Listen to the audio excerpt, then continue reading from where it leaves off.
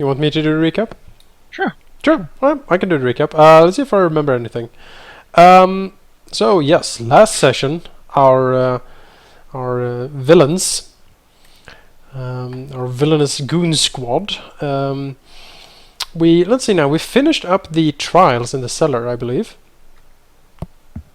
and emerged victorious. Although we had to cut a deal with the hated enemy, Sir Balin. We actually, got what we required, and we're pretty sure Sir Balin got killed by Lady Theodora when he tried to escape the manor. We heard some horrific laughter and violence coming from that direction. But Sir Balin's squire actually survived, perhaps thanks to luck, perhaps thanks to the charm spell that Zacharias had placed on him earlier, sort of compelling him to consider Zacharias to be like his dearest friend. Now, emerging victorious, the party was greeted by Cardinal Adrastus Thorn, him being very pleased with the party's success in acquiring the amulet. He quickly asserted that the party should rest up because now, sort of having cleared the first trial, many more awaited. And as such, the party was quickly subjected to 3 months of intense training, supervised by Cardinal Thorn and Lady Theodora, pitting the party against increasingly difficult odds to sort of train them and hone their skills. Having finished this grueling sort of boot camp, the party then attended a gruesome ceremony in which Cardinal Thorn summoned forth a devil from hell to basically eat the heart out of a captured slave woman, and from the sort of blood of this ritual, the group was bound together as the Nessian knot, according to Cardinal Thorn, thus basically completing their training and allowing the group to become his newest sort of terror organization, or terror cell, I suppose. He then gave the group a mission. He told them about the far north, the guard wall of the Talingard kingdom. Along the wall, a series of fortifications and fortresses guard against the savage north and the different beasts that roam the landscape up there. One of these dangerous beasties is called Chieftain Sakharoth Fireaxe, a bugbear of apparently some skill and savagery, because apparently he is forming some sort of invasion force up there, perhaps, and he has requested aid from Cardinal Thorn. Thorn, wanting to see the army break into Talingard, has ordered the party to smuggle weapons north to this bugbear chieftain and supply him for the coming assault. The party, of course, graciously accepted these orders. They've also been told that they will be traveling north with a longship, a hired captain and crew, which name sadly escapes me at this very moment. They were told that after the delivery is complete, they are to kill the captain and the crew and sink the ship and reclaim his payment. After that, perhaps the most daunting of the tasks is to try to infiltrate Balantin Tower, one of the guard fortresses along the wall, specifically this one. They are to infiltrate and sabotage it and throw open the gates for Sakharoth Fireaxe and his bugbear horde to pour through and to sack the place and gain them further access into Talingard. It is a stiff task in front of the party, but villains at heart and malice in mind, they are prepared to set out, and that is where we begin. Right. You've had your time to rest at the manor. You're all fully rested after the training and after the ceremony. The ship is waiting down there, and today will be the day you are supposed to sail away and leave. It is morning at the moment. If there's anything you want to do before basically going to the ship and leaving, then that would be a good time to say so.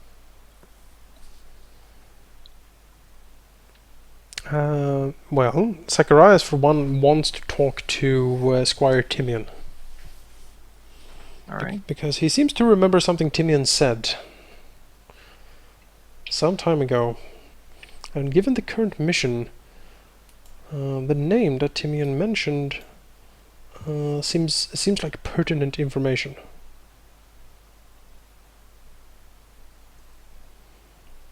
Specifically, Zacharias wants to ask Timian about the place he was posted. He said it was Balantin Tower. If that is true, he might have valuable insight into the affairs of the tower. Guards, like commanders, officers, or even gossip that could be useful for the party to try to infiltrate it. He has already hinted at some of this. Alright. Yeah. Alright. Well, do we wanna take that conversation, or do we just wanna sort of roll to see what you get out of it? Well, Zacharias would ask him, and if he had to, he would apply the charm spell again to try to coax out of Timian like all the information he knows of Balantin. Yeah. Well, we can have it. Let's play out the conversation. Mm-hmm. Certainly. For added support, Zacharias will probably bring one of the more diplomatic of the party, perhaps Azureus, to back him up in this. So, where is Timian living in the manor? Timian is living in one of the lower rooms. He sort of has a cell, if you will. Mm-hmm. It is not really uncomfortable as such, but it doesn't have this sort of the nice furnishings, and he doesn't have access to slaves and such. It is basically a house arrest, pretty much. Right. He's just staying in his room. Well, Zacharias opens the door and steps in. Ah, Timian, how are you doing? He looks up. He seems confused, but in good health. He says, hello. Zacharias smiles. Hello. Yes, I am here because I have some further questions and some information for you, actually. We have been called away for some time, hopefully not too long, but it might be a month or two before we return, I am sad to say. I will try to make arrangements so that you are comfortable and want for nothing while we are gone. But in return for these favors, I would like to ask you something about the last posting you had, the Tower of Balantin. You mentioned this before, I believe. Yes. I come from the area around it. I'm my house. This is the house of Balantin. Oh, interesting. Tell me, Balantin is a fortification, is it not? He says, well, it's an area, yes, but there's a fortification called Balantin. Do you know anything on that fortification? I've been there a few times. Zacharias What do you want to know? Could you perhaps draw me a map of it? I think. Yes, some of it, I think. What I remember. Excellent. That would be most helpful. And Zacharias quickly, brings forth like a quill and parchment for him to draw on. So, do you want me to do it now? Yes, we are leaving quite soon. If you can do a quick sketch for us, that would be quite helpful. No, you can sort of to scratch down, sort of. Sometimes just stopping to think. Mm-hmm. Actually, he's trying to sort of get it right. I'm not really questioning why you're asking for this information. Can you tell me anything about the soldiers posted at this station? Sort of Frog says they're soldiers. Some, I mean, they're archers, and there are some scouts, and there's some halberdiers and infantrymen, I think. Mm-hmm. Sort of shrug. I don't know what to say. I mean, they're well trained. The commander is very strict there. Oh. Takes his post very seriously. Who is the commander? Sort of. It's Sir Thomas Haviland. Sir Thomas Haviland. Can you tell me anything about him besides that he is strict? So he spends most of his time alone. I don't really know much about him. He's known to be an honorable man, very strict and very faithful.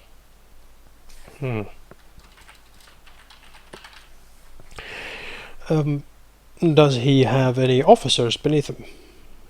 Yeah, there are 4 officers. I haven't really talked to many of them, but when I were there were rumors that one of them was having an affair with one of the other's wife. How scandalous. That's what I thought. But no one did anything. I don't suppose this was common knowledge. No, just rumors. Do you remember the name of the ones involved? He again seems to think. He says, I think it was Captain Ederly who was having an affair with Captain Mott's wife. I mean, I could believe that. Mott is sort of old, and his wife is much younger than him. Interesting. Zacharias seems to think. An affair, you said, and then Captain Mott would, of course, not know anything then. I don't know. If he did, he might. He might be very angry, and his honor would be slighted. He's more of an old school knight, really. Ah, one of the very old, honorable. Yes, one of the old guard. I see. And his honor being slighted. Who knows how he would react? Yeah. I mean, duels are illegal, but I don't know him. Zacharias nods to himself. Yes, indeed. Quick question, Manaki. The law about dueling. Yes. Would Zacharias know about the law? Yeah. What does it say? If you duel to the death, you are forsaken. Really?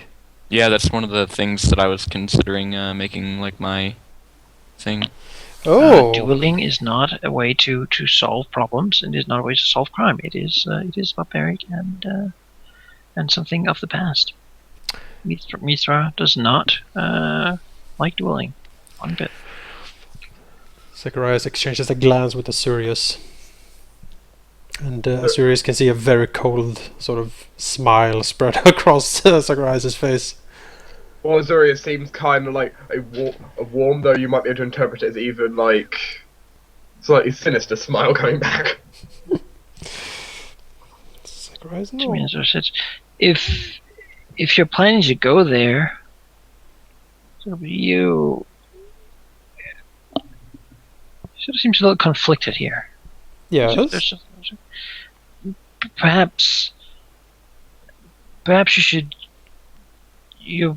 I mean, there's some things you might want to see. Oh, like what? Well, there's the chapel there. It's known for its singing saints. Singing saints. Yeah, there are statues that sing very beautifully. So they say. Have you seen this chapel? No, I weren't there at a singing day. I take it the chapel is headed up by some sort of priest. Yeah, it is. Do you know anything of him? He's a very happy man, usually very, very well liked. I don't remember his name, but he was very smiling and happy when I met him. Hmm. Everyone seemed to like him a lot. I see. Zacharias seems to think... would it be possible for Zacharias to make any roll to try to identify singing saints or statues? No, not as such. Okay. Is there anything else we would like to see? Well, there's. I didn't see it myself either, but it said that the man with the birds, I seem to think they just call him the Madman. He lives at the very top of the tower, and whenever there's anything, any trouble, any news, he immediately sends out birds to everyone in the vicinity, all the officers out in the land, and the other keeps of the watch wall, telling them what's going on. They say he has a name for every bird, and that he can even talk to them. Interesting. Most just call him Mad, but I would like to see it someday. Zacharias smiles. I'm sure we will see it someday. Bellatine is known for its great ability to transfer information incredibly quickly. The scouts go north of the watch wall, and they look out for problems out there. They then return, and a bird, or sometimes even, well, it's said, the wizard or the clergy send the information instantly to warn the kingdom of impending attacks. Do you know anything about this wizard you're mentioning? There were some rumors about him. He seemed to be doing, well, experiments he didn't want anyone to know about in his lone tower. Zacharias nods. Unsavory things. Oh? You don't say. Yeah, I never really met him. I'm glad, to be honest, but the citizens say that sometimes they hear sounds from the tower at night and such. As far as I remember, he lives in the officer's tower. Like the commander. Oh yes, I see. So all the officers live at this place, right? There's no local officers. They don't live in the village or a town nearby. No, most of them have a house in the village as well. Most stay there, but they do have rooms in the keep. Ah. Of course. You're allowed to have a house outside, and I think most of them would do that. Is it the same for the soldiers? No, the soldiers would be in the barracks, I believe. I see. I think there would be maybe... it has room for a little over 100 soldiers. 100 soldiers. So I memorized that fact from perhaps a lecture. Zacharias nods. Yes, this is very helpful. Thank you, Timian. He nods. Okay. He sits down, sort of looking around. Do you know what happened to Sir Balin? Zacharias shakes his head. No, I'm afraid not, Timian. I have not found out anything. I see. But you might want to consider that Sir Balin might not have survived. I'm sorry to say. He looks down. He told me not to trust any of you. Well, Zacharias smiles, but you do, don't you? You know, you and me. He motions. The party has done a lot for you, Timian. We have saved your life, for instance. Is that not a sign of trust? I suppose. Sort of go silent. We are not monsters, Timian. If we were, we would have slaughtered you when we found you, but we didn't. We saved you. We took you with us. We didn't have to, but we did. That should show you amply, I think, our intentions to not waste human life.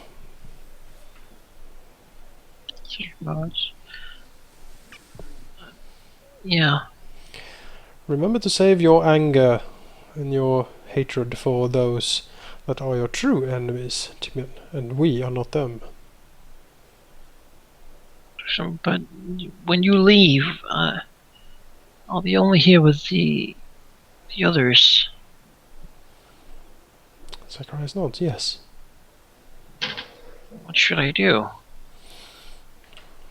Zacharias seems to consider, well, perhaps we could recommend you some reading to keep you company while we are gone. I think the common room is well enough equipped, and if you don't have access to that, we can certainly have some of the books sent to you. Zacharias looks at Azureus. I am sure the two of us can come up with an interesting reading list for you. Yes, many of the books in there are very interesting. So I see. I would love to take you with us, Timian, but I'm afraid that the journey north is quite dangerous. And we are going into some pretty harsh territory up there, I'm afraid. And I wouldn't want to endanger you. You know, I understand. Balin did the same. He left me behind when he needed to take care of something dangerous. It is the same here. I am sure we can also ask Sir Thornblade to perhaps give you some training instructions, improving your sword form and such. Yeah. We could even perhaps arrange some sparring exercises with some of the others. Perhaps our other friend Grumblejack. He smiles a bit at this suggestion. Seems afraid. No? He doesn't really say much, but his face tells you that he probably doesn't think he has a chance against the furious beast. Remember that you are a squire, Timian, and the squire must be brave, steadfast.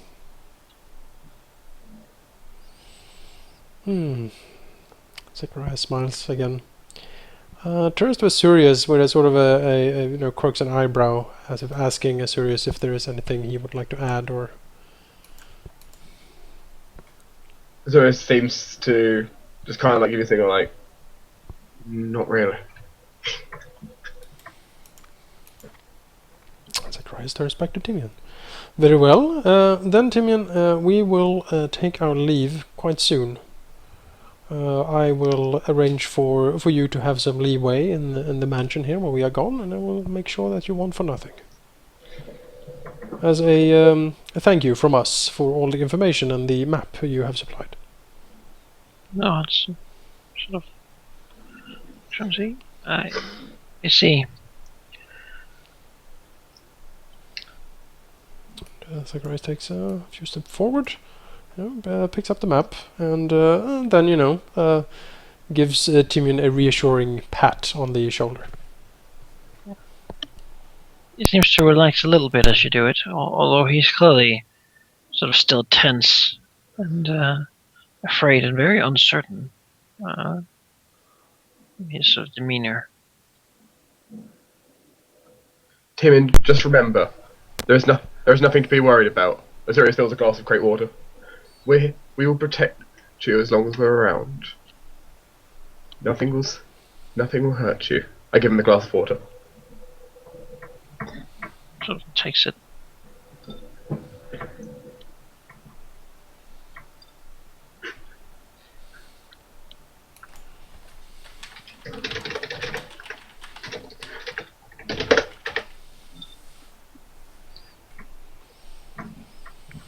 So you leave Timian? Yes, I think, like, out of character, I think that's best. We can bring him with us, I suppose, but I don't think Supposedly. I don't know how great of a help he would be actually. Are we bringing Grumblejack? We are infiltrating a castle. I don't think we really can do that with Grumblejack, like realistically. Adrastus has offered to host the two others, and even to give them, perhaps, if you require their help in the future, to aid you in getting them to where you need them. That is excellent. Grumblejack for a siege weapon while we're needing an assassin. Exactly. So yeah, Zacharias will, quickly arrange for some interesting reading for Timian, sort of consulting Azureus and the on some of the fitting books for the squire to read, something to draw him into the mindset of the rest of the group. Nothing too overt. Yeah, but Azureus will look not. Yeah, he'll go for starting with some more subtle books first, not going straight into the deep end. Exactly. Not go straight for the Baylor. Yeah. Yeah, Azureus has done a lot of reading here, so we'll go ahead and find quite a few. The reward for the ambitious, or how a master and servant should behave towards each other, stuff like that. Maybe even something about like sword techniques. Sure, something a bit adventurous, perhaps, but with a sort of an evil, morbid twist. And probably. Go ahead. You got to enjoy it, so we've got to make sure it's on topic. Right. It can be morbid halfway through. That's fine. Exactly. It just needs to be into the book to start with. Exactly. Harry Potter from the perspective of Voldemort. Yeah. Yeah, basically, if there's such stories. And The man who could not die. Exactly. And the strength, how strength gives you power, and how a strong person deserves to be rewarded, stuff like that. Yeah. Zacharias will also quickly ask Thornblade to maybe, draw up some instructions for training and such for the squire, since we can't be here and train him ourselves. At least he shouldn't lag behind too much.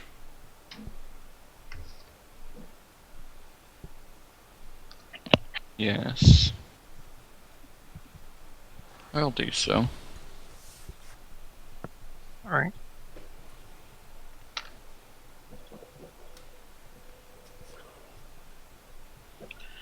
Is there anything else you do before you leave?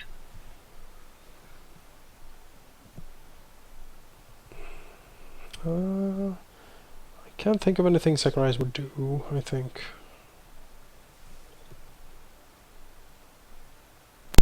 Can Kash get bombs now?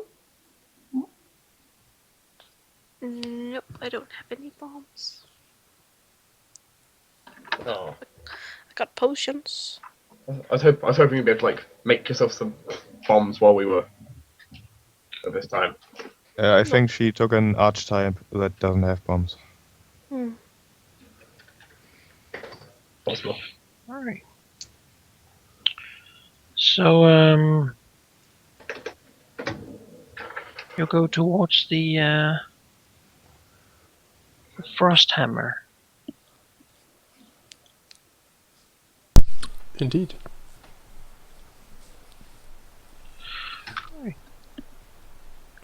Yeah. It is a little bit outside the mansion.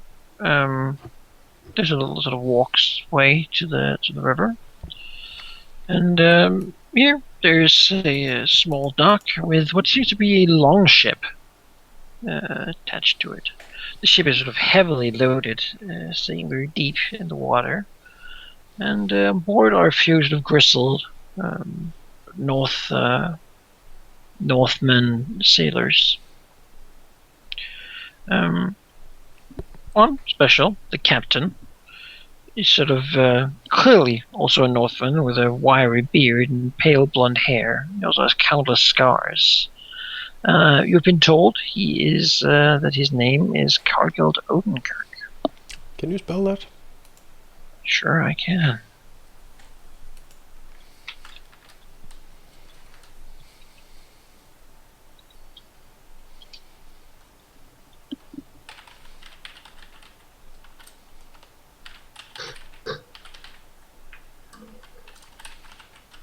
And as you sort of look upon him, you get the very, as you were told, feeling that he is quite ruthless and somewhat of a very greedy mercenary. His crew are not sort of there are not a lot of them, and they sort of seem to speak in a tongue you don't really understand. When they do utter words in sort of common Telerian, it is sort of half broken and heavily accented.